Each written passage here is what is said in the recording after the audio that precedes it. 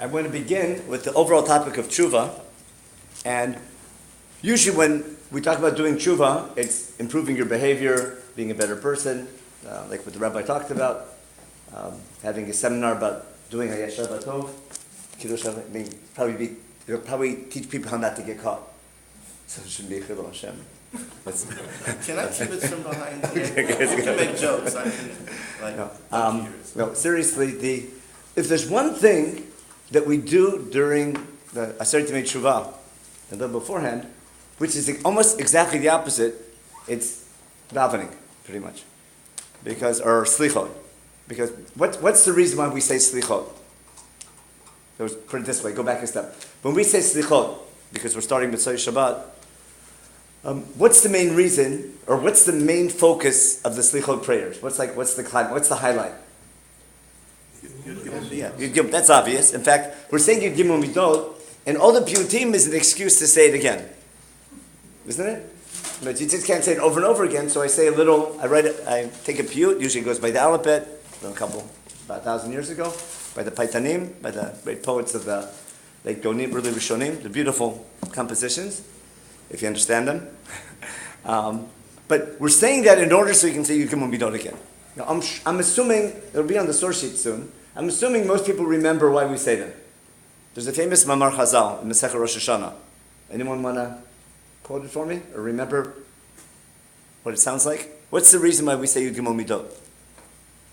Yeah?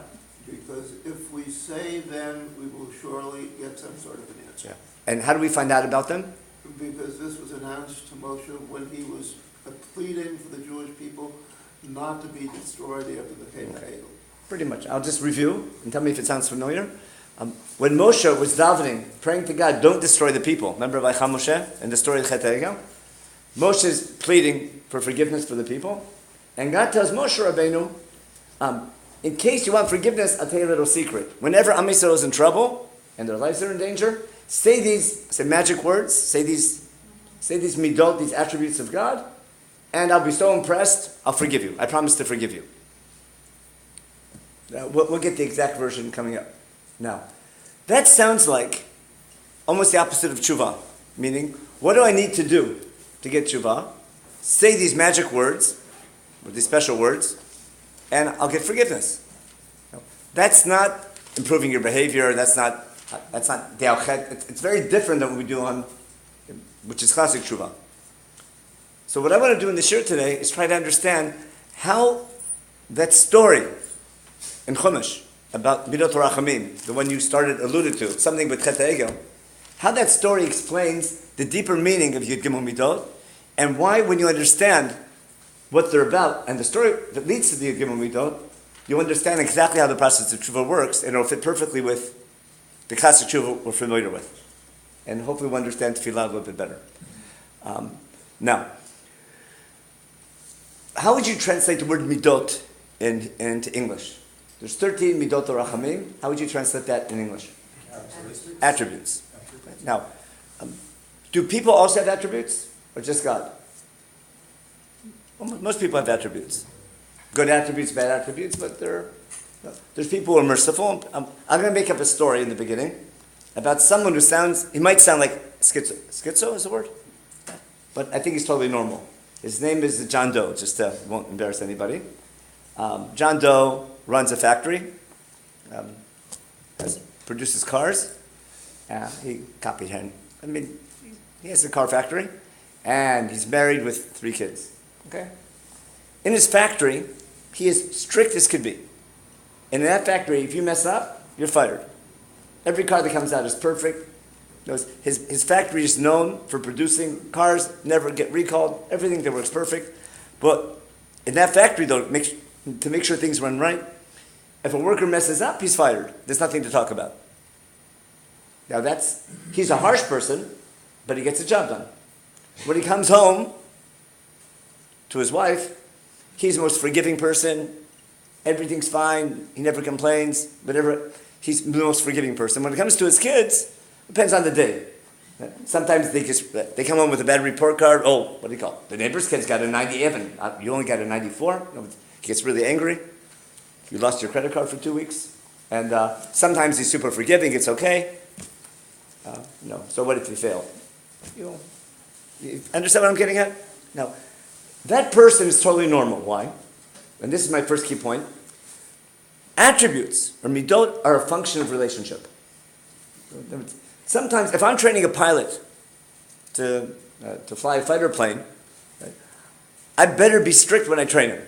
Because if a pilot is supposed to bomb, let's say, a terrorist cell, instead he hits a convoy of humanitarian aid, that's not good. It might make it to the UN. That's if it's done accidentally. Now, on the other hand, if I'm training, let's say, a florist, hope I didn't embarrass anybody, or I'm training, say, Rabbi. If you make a mistake, so what do you call it? The ramifications aren't so great. And therefore, sometimes I need to be strict, and sometimes it makes sense to be forgiving. Now, do you remember anywhere, God has midot of rachamim, we should hope so. Where's the first time we find God's attributes in general? Give me an example of attributes of God before the story of Chet HaEgel. Like it's stories in Chumash. Adam and Chava, is he strict or forgiving? Both. No, he's pretty strict in the beginning. He yells at them and he punishes them. How about the flood? Strict or forgiving? He's pretty strict. Okay. How about Hagar and that little kid? And what? No, with that, maybe Sarah was strict, but God. Remember when God saw that Hagar and the baby crying? He's forgiving. He's forgiving, isn't he? He had Rahmanis on him. Where the fountain was. Yeah. But sometimes God can have either one. But I want to show you something which I'm not sure if you noticed before. You might have seen the movie. It's called the Ten Commandments, right? And that's why I want you to have your Chumash, and then I'll give you the source sheet. Because if I gave you the source sheet, you wouldn't appreciate it. I want you to look at the Ten Commandments. You can find them. You might even know them by heart. Okay. Now, the first, either one. Some of you can look in Dvarim, some of you can look in Shemot. It's Shemot. It's chapter 20 in Parsha Yitro, Perek Chaf in Shemot, and Dvarim is Perek Hey. Now, how would you say the Ten Commandments in Hebrew? Aseret HaMitzvot. It should be Aseret HaMitzvot. No, that's not true. But how do you say commandment in Hebrew? A mitzvah. But what does Chumash call them? In Hebrew, we call them Hadvarim. Aseret Hadvarim, Aseret Dibrot, which means statements. Utterance doesn't sound right. It's true, but I think a statement, you'll see why is much better, I think. There are 10 statements. And take example of the first line. Anochi Hashem Elokecha. Is that a commandment or a statement? It's machloket, of course.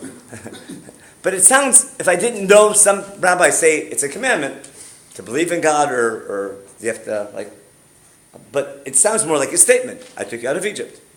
Don't have any other gods, that's a commandment. Don't bow down to those gods, that's a commandment. But that's a statement commandment. Now, look at the second commandment and tell me where the commandment ends, but a statement begins. Remember, Lo yelecha elim acharei panai, lo tishav lam lo tovdem. And then what's it say next? Yeah. After we get the commandment of what you can't do, it's followed by a phrase, Ki anochi Hashem Elokecha, kel kana. What's that mean? God is zealous, not jealous, zealous, I think. We'll explain why later. Zealous is someone who's zealous, like Pinchas, is quick, immediate, passionate, reacts immediately and harshly. Now, is that a commandment? Ki Hashem, what is that? It's describing God's attribute in this relationship. I'm your boss, I'm your God. You can't have any other gods. And if I find you cheating on me, that's why, you have the same word by Sota, Adam kinet ishto. Usually a husband, if he sees his wife with someone else's, or vice versa, is going to be very zealous, or jealous, maybe. So therefore, if I see you working for another God, well, how will God react? Immediately and harshly. Look at the next line. Poked avon avot abanim, babni banim, okay? L'sonai. Right. Now, that's harsh. I'll punish you, your kids, your grandchildren. Oh, you're going to suffer big. Collective punishment, or family punishment. Okay? On the other hand, what would you call that? He does kindness for those who keep my laws and love him. Is that din or rachamim? Why is that rachamim? Right? Din doesn't mean punishment. Din means you get what you deserve. And if God punishes harshly those who follow other gods, and he rewards immensely those who follow him, the whole framework is still din.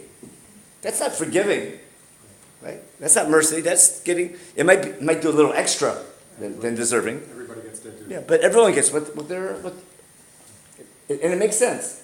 Now, look at the next commandment, third commandment. Remember? Lo tisat shem Hashem elokecha lashav. What's that mean? Or whatever it means. Don't carry God's name in vain. Yes. What's it followed by? Ki lo yenakeh Hashem. God won't clean away that sin. That's again a statement following a commandment that tells you God won't forgive you, which is Dina Rachamim. Indeed.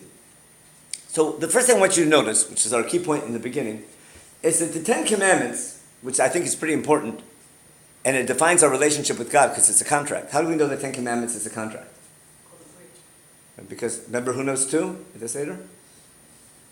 Two are the Luchot HaBrit, and on the Luchot HaBrit are Seret HaDvarim. Therefore, it's a contract. How does every contract begin? There's two parties. I'm your boss. That's why I took you out of Egypt. You can't work for anybody else. And if you break this contract, you're in big trouble. Keep the contract, you'll be rewarded. And then we take some key, without doing too much in the detail of the contract, but it's a contract between God and the people. Now, whose reputation is at stake in this contract? What's the underlying reason why God wants a nation? He wants all mankind to know God. I think you might talk about that in Rosh Hashanah davening a little bit. Ring a bell? If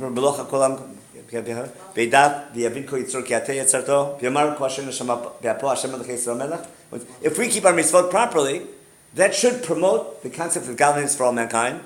If mankind recognizes the God we're talking about is the God of all mankind. If we set a good example. Our hope, which was written for Malchiot, our hope is that all mankind will recognize God and be good. But hopefully it's our obligation to praise God, to talk about God, to act properly. And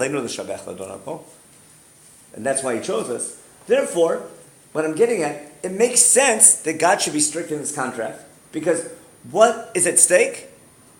God's reputation, and hence mankind's relationship with God, and hopefully if mankind acts properly, God won't treat them properly. And won't have to punish them, like the flood. Now, if God's reputation is at stake with our behavior in this contract, it makes sense that his attributes are strict, because the stakes are high. God is not so strict with other nations because they're not representing God. They're there, but I'm more strict with my employees, like the guy running that factory. Okay? Now, does Am Yisrael ever break the contract? Yeah, big time. Okay, now, before we get to how they broke it, I want to bring one more example in Chumash. Actually, now we can give out the source sheet. We pass these around. Here, pass this way. And pass this way. No. And these go this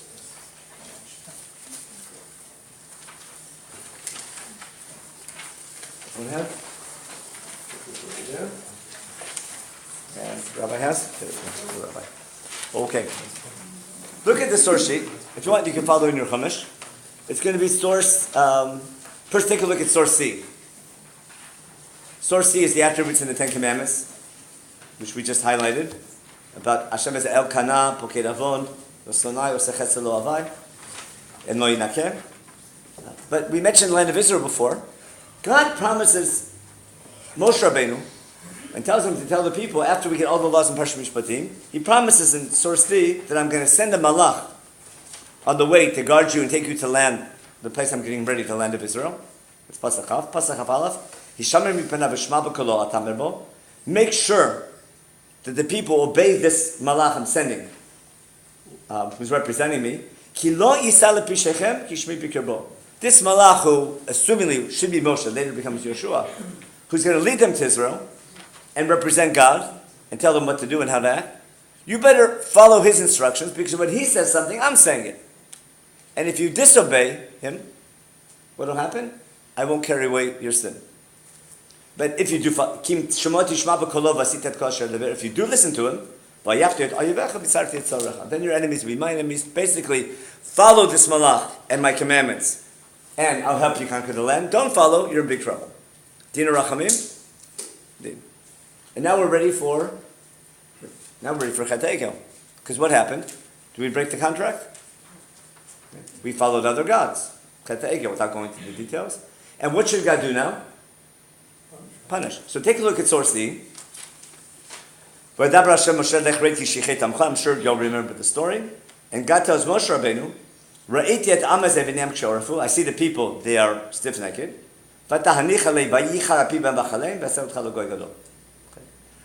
Allow me to kindle my anger. Charon af. It's din or rachamim.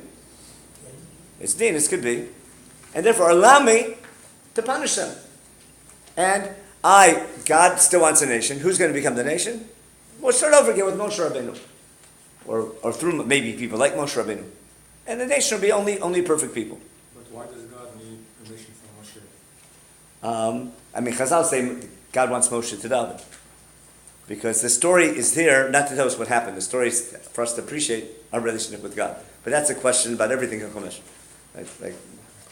God, is everything because of one person made a mistake in Gan Eden, everything fell apart? Or is the Gan Eden story there to explain how life works?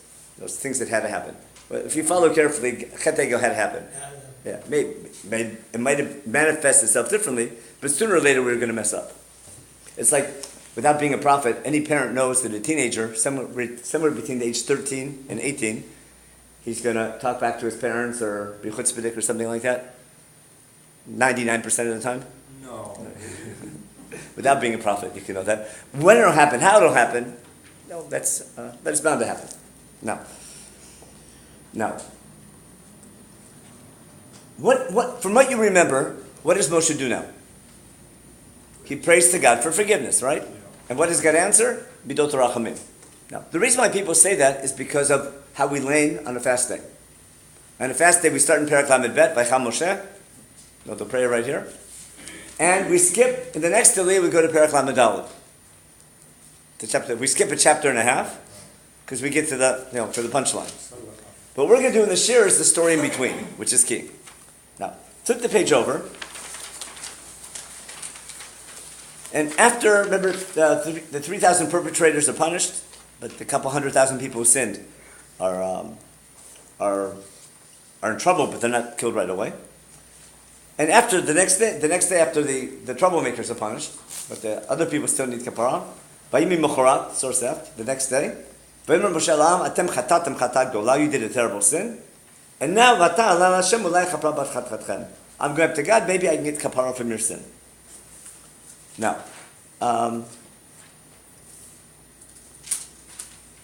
what do you think God's answer is going to be? Well, let's see what God Moshe says. Vata im tisach hatatam. That's Moshe asking for kapara. V'im'ayin mechenina misifcha shukatafta. What's Moshe's strategy? Moshe says what? You better forgive them, carry away their sin. How come he uses those words im tisach hatatam? Remember, God told him, lo tisa, you're not allowed to forgive them. So he doesn't have the right to forgive. Moshe is asking God, give me the right to forgive the people. And if you don't, I'm out of this book.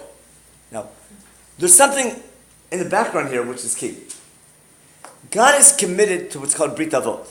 God made a promise to our forefathers and made a shvuah at the Akedah that the offspring of Avram, or of Yitzchak, or at least of Yaakov, is going to inherit the land of Israel. And God promised and swore to it. And you swear to a promise, you can't break it. We talk about that in Rosh Hashanah davening as well. God has to fulfill Brit Avot in some form or other. Does it have to be every single person or some of Am Yisrael? Maybe through Moshe. So God has to fulfill Brit Avot. Number one. But Am Yisrael needs punishment. So God's idea is what? Let me kill everyone who sinned, and I'll make a nation out of you. Moshe says, if you do that, I'm not going to be that nation. And therefore, God can't punish them because he has to fulfill Brit Avot. So we need another solution. God has a beautiful solution, and that's going to be source G. Okay? Perek Lamed Gimel. V'namar Hashem Moshe, lech alei mizeh ata el ha'aretz asher nishbati l'Avram v'Yitzchak v'Yaakov lemor le'zachat nena. God's answer to Moshe Rabbeinu is no. Right? I'm not going to forgive the people. I'm not forgiving you. Your punishment is you're going to the land of Israel. Sounds strange. They're supposed to be, that's not Zionistic, is it? But that's what God says. God tells Moshe Rabbeinu, I'm not forgiving you. God answered Moshe, don't tell me to forgive. God says, go lead the people to where? To the land of Israel. For what reason? Okay? The land that I promised Abraham, Isaac, and Yaakov to their offspring. God's telling Moshe Rabbeinu, you want the nation, you can have them. And it's your job now to fulfill Brit Avot. You want Brit Avot, you can have it with everybody. And I'm going to send a malach, I'll send someone to help you. But listen carefully. What does God tell Moshe Rabbeinu? You can have the land of Israel, but I'm not coming with you. And this is key. God has a solution for the problem. Because God's committed to Brit Avot. But Brit Sinai is in trouble. Because if Brit Sinai is intact, how does God have to react? Brit Sinai means that we represent God as a nation. Brit Avot is we get the land of Israel. Or in the words of Chumash, Brit Avot will be a Goy Gadol. Brit Sinai, you'll be a Goy Kadosh. A Goy Kadosh is a nation separated to serve God. A Goy Gadol is a great nation. And God's saying, if I come back and dwell with you, which is Brit Sinai, which means I dwell with you, that means you represent me. If we're in this together, if we're working with each other, and you're representing me, if we're sort of married to each other, then I have to be strict. We can't live together, because if I come with you, I'll kill you. Because you sin, because you're an Am K'shei Oref. Therefore, the only solution is I'm not coming with you. I Brit Avot, you can have Brit Avot, without Brit Sinai. Now we're talking Zionism. What type of Zionism? That's Herzl's dream come true. Okay? What God is telling Moshe Rabbeinu, fulfill Herzl's dream. Be a nation, a Jewish people living in the land of Israel, but not representing God. Or basically no Kedusha. You might have a Passover Seder. You might have a really good army kind of thing. You might have stories of how you became a nation. But you wouldn't have a Mishkan, because you don't represent God. You wouldn't have Shabbat. You wouldn't have Kedusha. You wouldn't have Kashrut. You wouldn't have Sefer Vayikra, basically. Even if he's not going with them, Hashem, the fact is that he was going parallel to them. It's not as if... Well, we get to, that's a possibility. But what Moshe is saying, God's saying, I'm not coming with you because you're an Am K'shei Oref. How are you going to stay alive? I'll treat you like everybody else. But I'm not going to... If you're not working for me, and I don't associate myself with you, I don't have to be so strict with you. And that's God's solution, which makes a lot of sense. We can be a nation in the land of Israel, but not representing God, not serving God. And therefore, that doesn't mean God will never punish us, but it means He doesn't have to be extra strict with us. I'm not holding Him to such a high standard, because you're not representing God. The stakes are no longer so high, and I don't need to use my attributes of extreme din, of extreme punishment or reward. What's wrong with that solution? Oh, by the way, what did Moshe do, which represents that idea?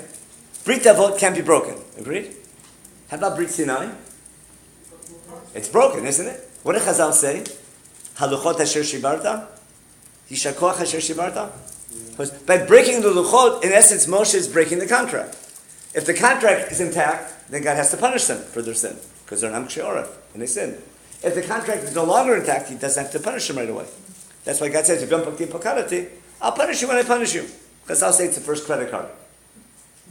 Every generation pays a little bit. Instead of one generation paying right away, everyone pays a little bit. That was God's plan. Who doesn't like the plan? Moshe Rabbeinu. Okay? And again, God was sort of hinting to David. What's Moshe saying?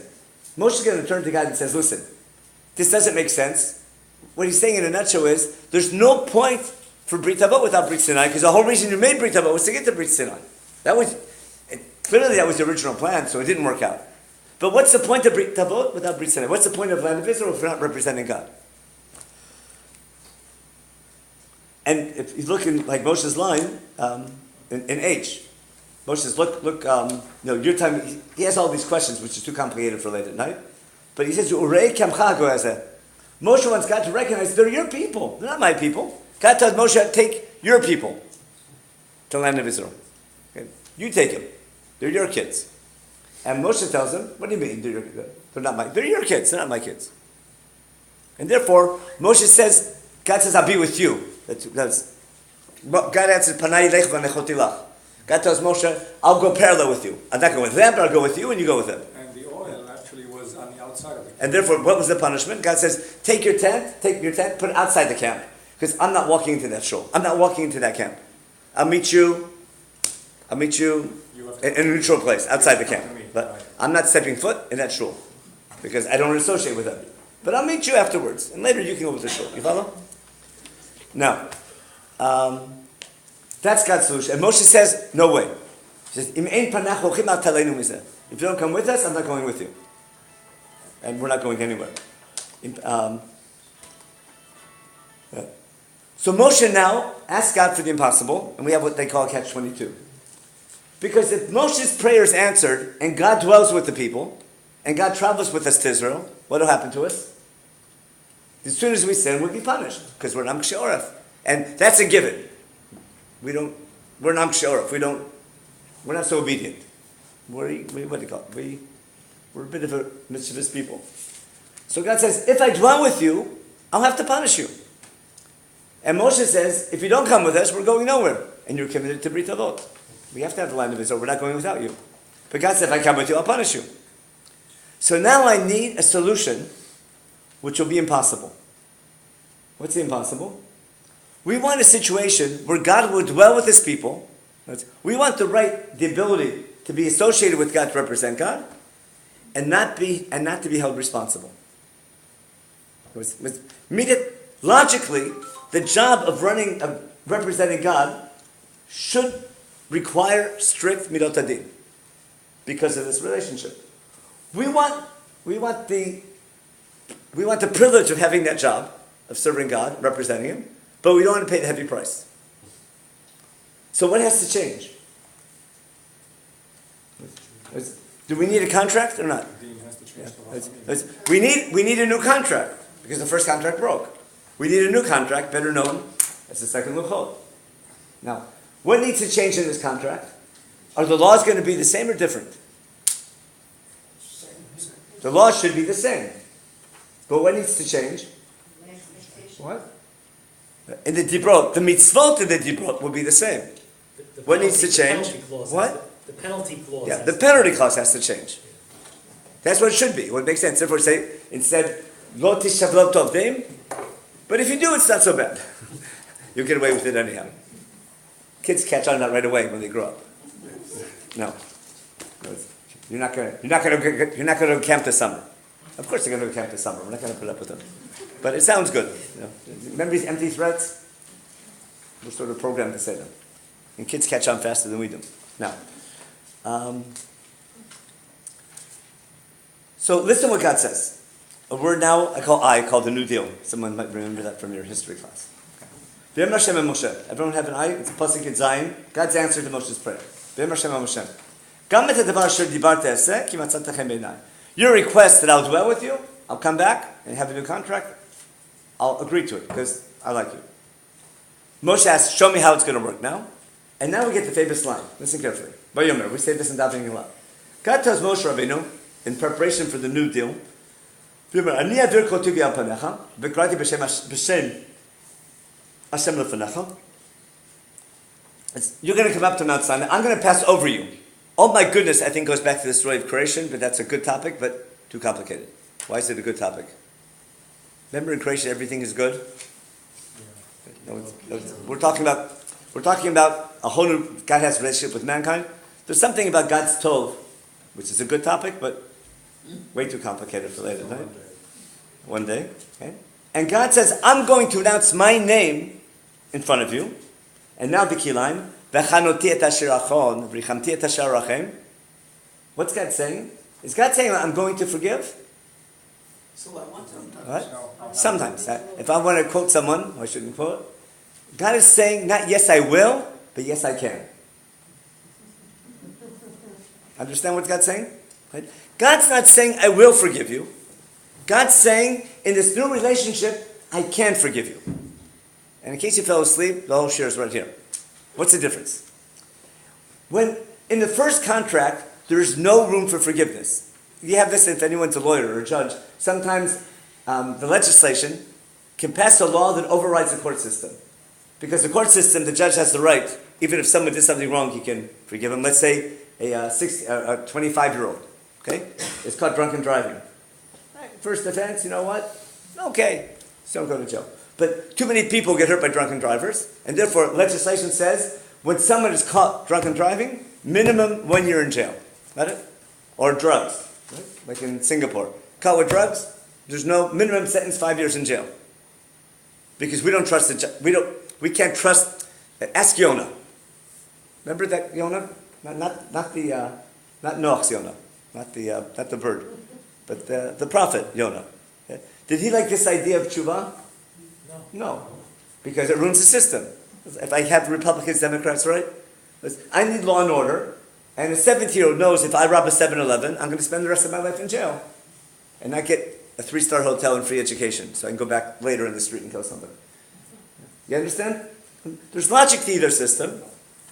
But what the original system was, there is no repentance.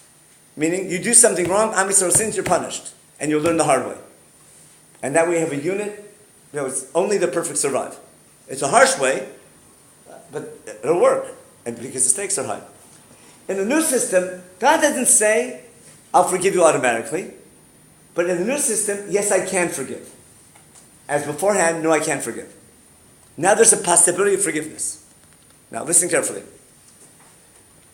If there's a possibility of forgiveness, a whole new relationship begins. And let's go back to our John Doe running his factory. Okay? In his first factory, all those years, a worker did something wrong, he's fired. In the new factory, the workers that went on strike, whatever it was, and let's say a new case where there's a possibility of forgiveness. So Yankel, his job was to tighten the bolts on the tires before when you put the tires on. And his job was to tighten every bolt 10 times. And he tightened them 5 times.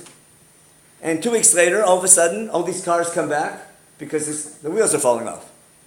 Why were the wheels falling off? Because Yankel didn't tighten the bolts properly. Everyone's complaining at the company. They check it out, and they find out who's to blame. Yankel. Yankel was called to the office and said, you're fired. Why? You messed up on your job. But Yankel needs his job. So in the old system, there's nothing to talk about. I don't care if you're whatever it is. You're fired, that's it. And people will hear about it, and everyone else will do the job properly. In the new system, Yankel can come back, has a meeting with the boss, and can plead for his job back. Now, put yourself in the boss's position. I can either fire him like he deserves, or I could rehire him. But I'm going to have a discussion with him first. What does the boss need to see? What reason, what logic would there be for the boss to keep him?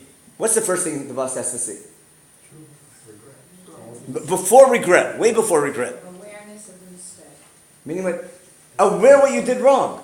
If he doesn't know what he did wrong, if he says, I'm sorry, but he doesn't know what he did wrong, and he doesn't know the consequences of what he did wrong, even if you know he did it, but he doesn't realize that if the wheel might fall off.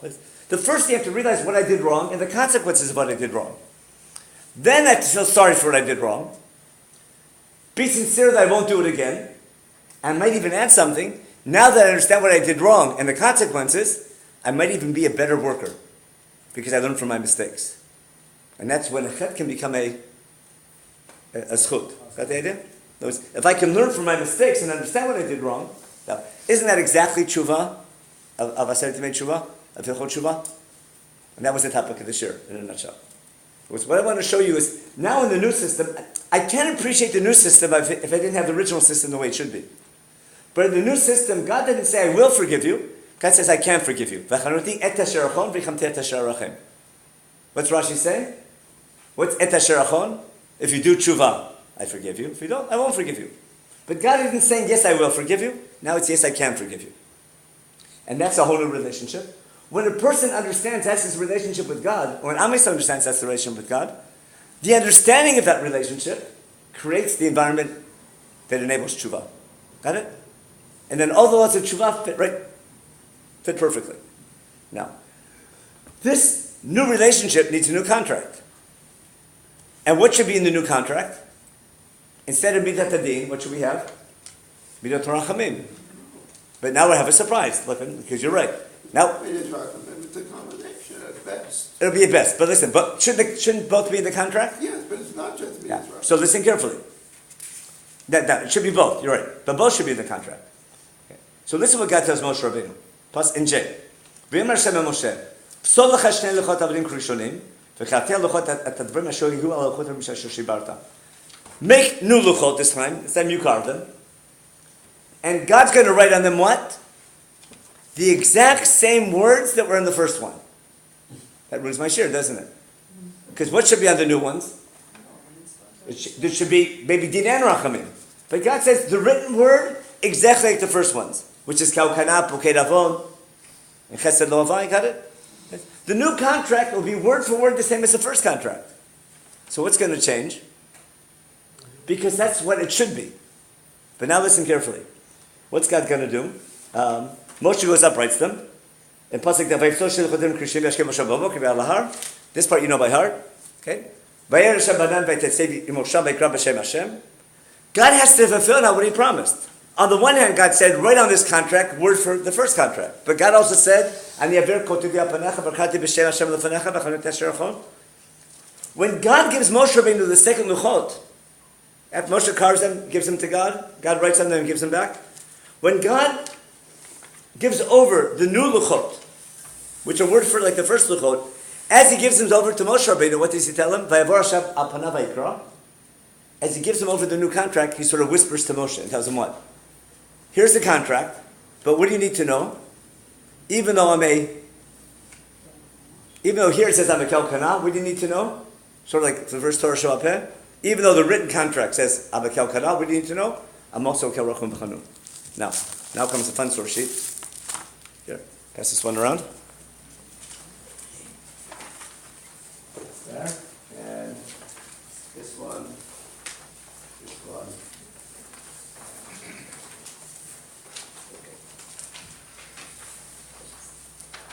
We have a nice little, again, all the psukim you know by heart from davening.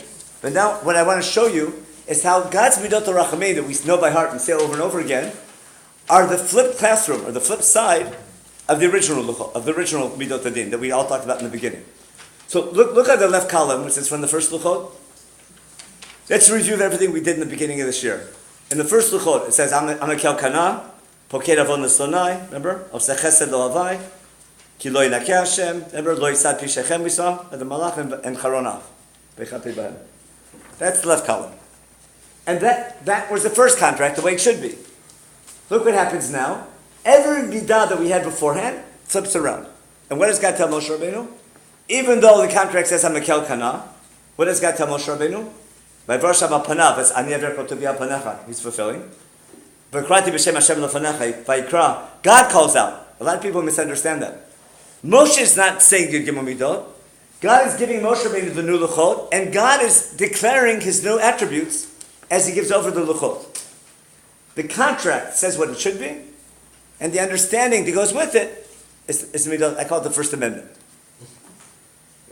Now, before God was a kel kana, what do we need to know? God can also be a kel rachum b'chanun. That's the two sides of the contract. We were expecting this to be in the contract. No, the contract what it should be.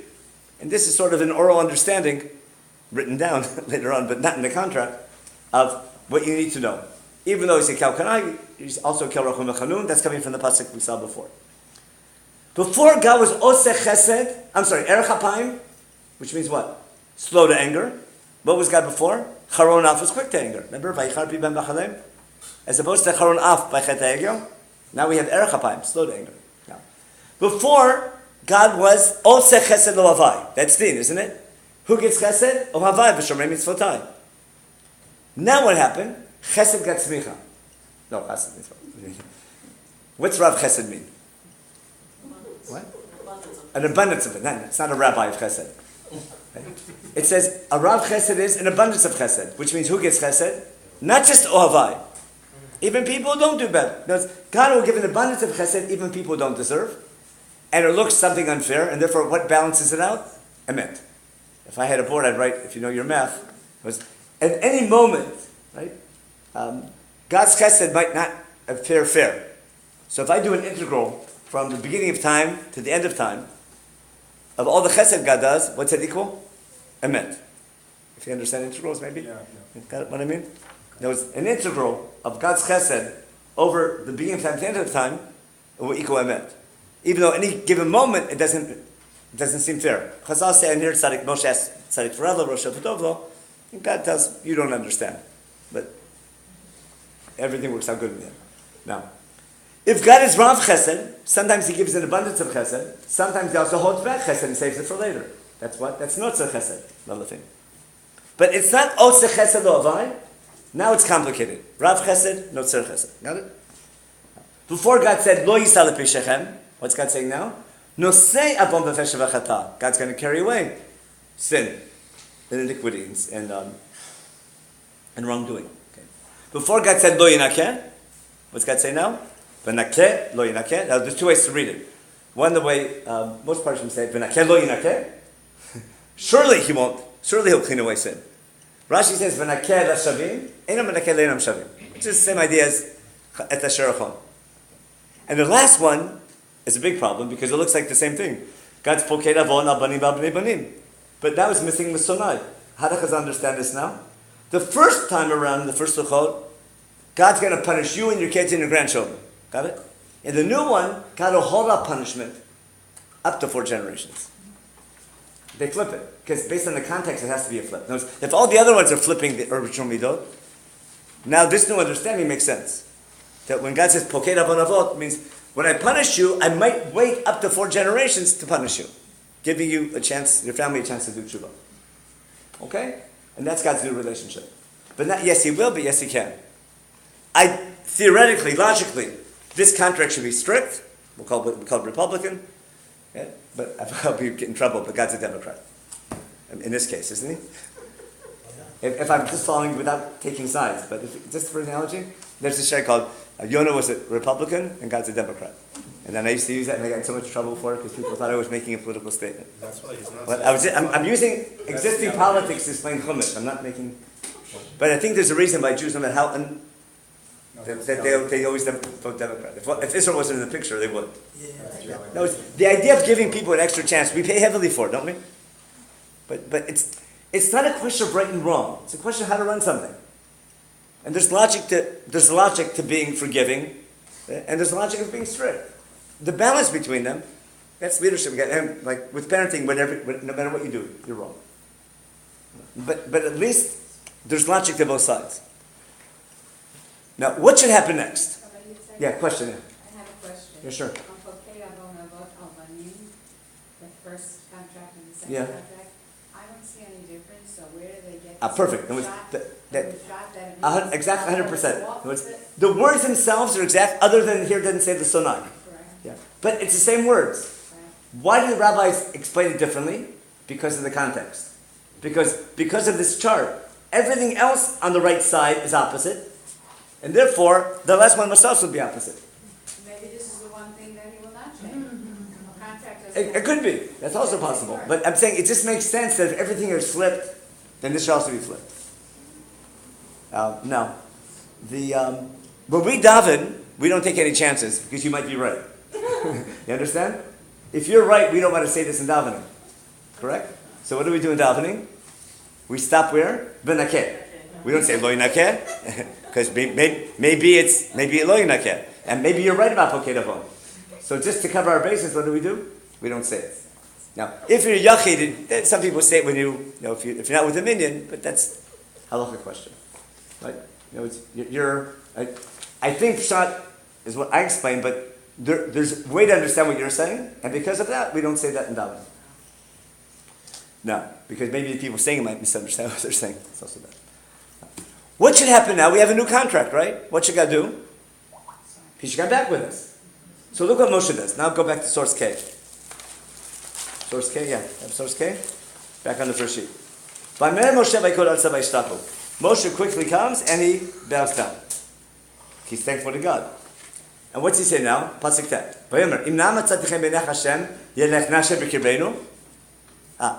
Now that God changed the contract, what possibility comes up now? Hey, now you can come with us to the land of Israel. Now we can be your people, we can be a goy kadosh and a goy kadosh. Now will you come and travel with us? And basically, can you be our people? Can we be our people? What should God say? And what's Moshe add? Ki am kshe'orafu meaning what? What's ki here mean? Even though we're am kshe'oraf. And that's beautiful wordplay in Chumash, because when God said, look right below, when God said, I'm not coming with you, God said, V'shalachti lefanecha malach ki lo aleh b'kher b'chal ki am kshe'oraf ata. I'm not coming with you because you're am kshe'oraf. And now Moshe davens, come with us even though we're am kshe'oraf. The same word, remember like before?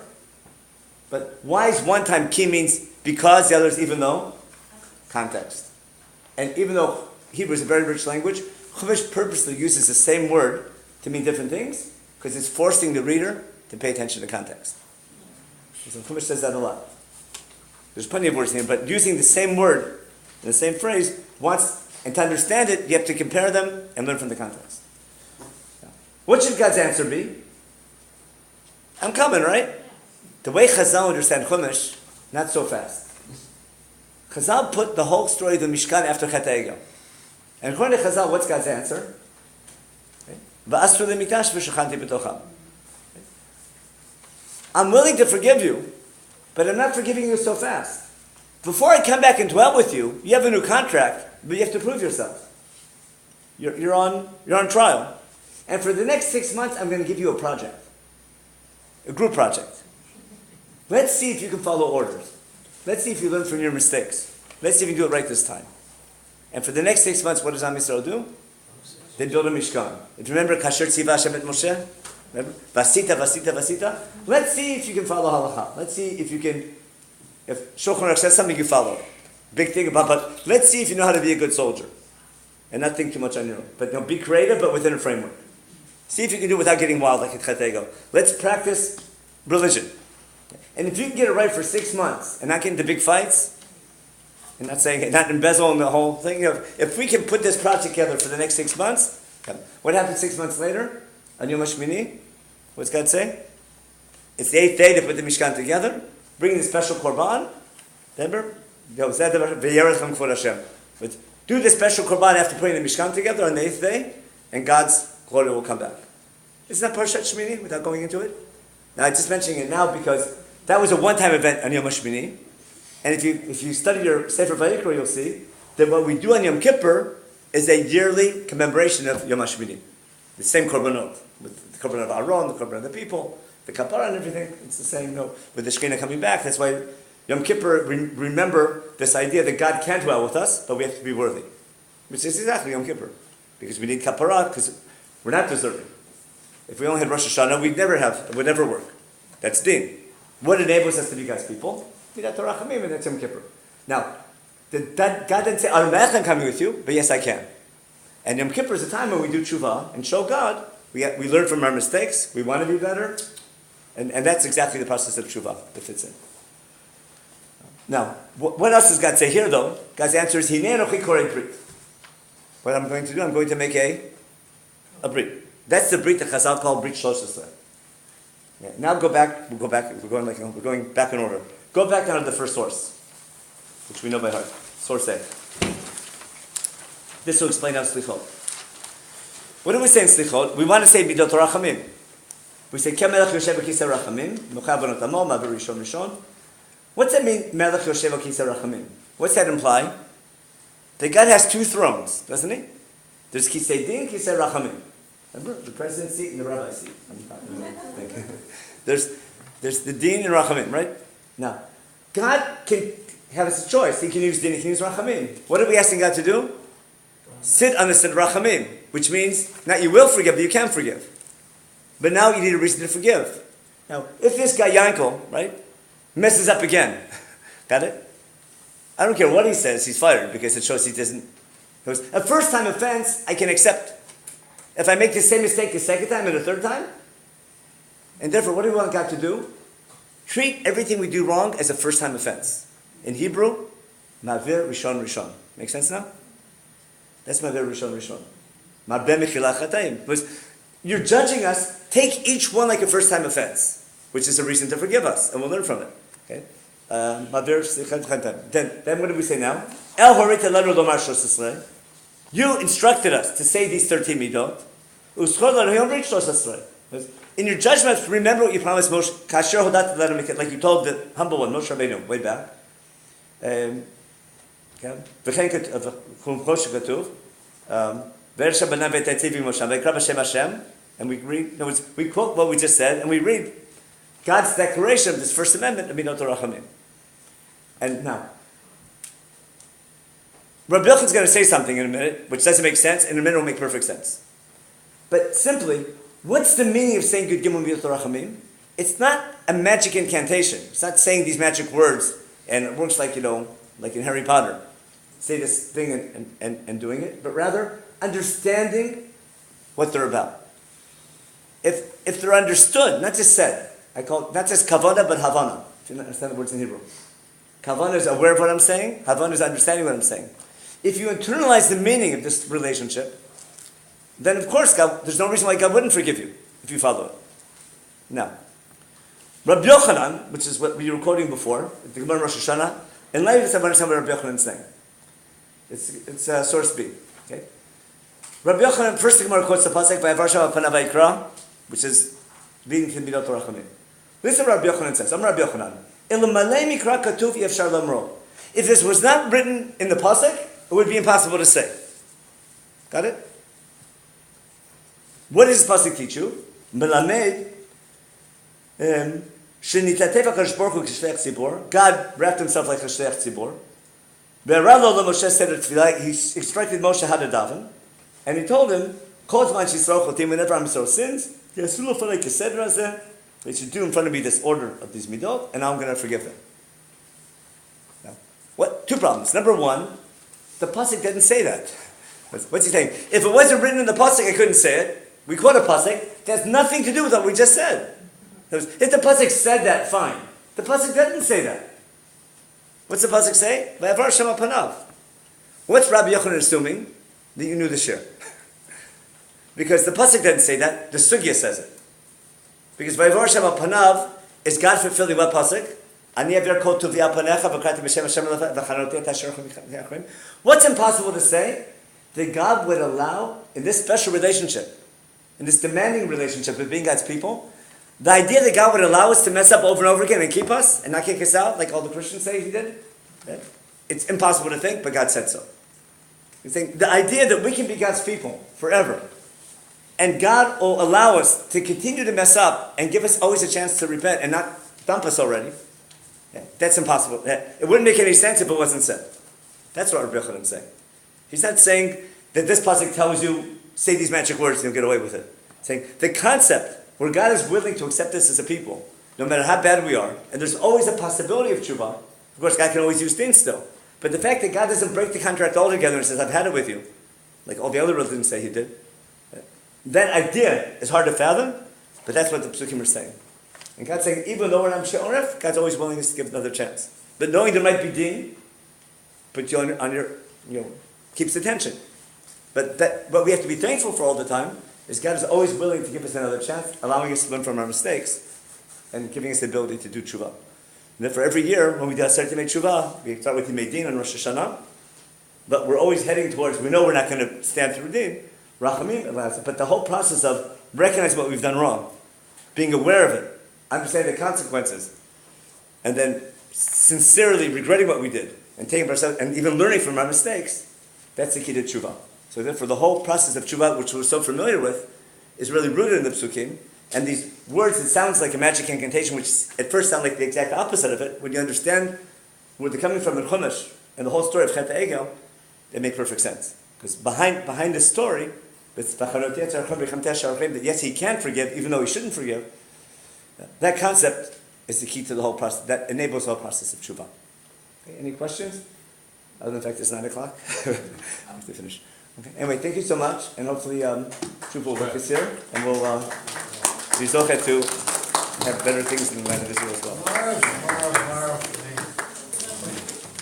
Two-volume festschrift for Rabbi Hookstein. What? Two-volume festschrift for Rabbi Hookstein. Tomorrow. It's called